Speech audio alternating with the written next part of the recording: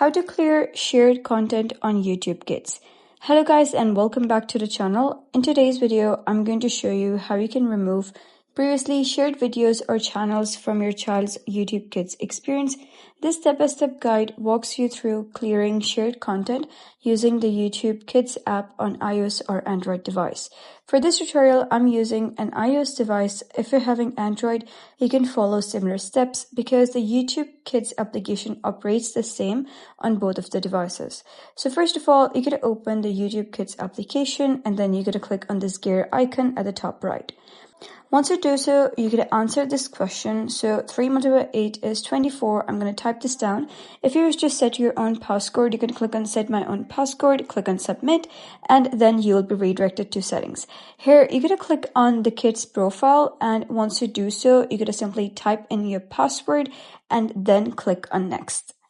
Once you write down your password, you're going to click on next, and then you'll be redirected to an interface that would look something like this. Over here, you're going to scroll all the way to the bottom and you'll see an option that says clear shared content. Remove all shared videos and channels from your child's profile.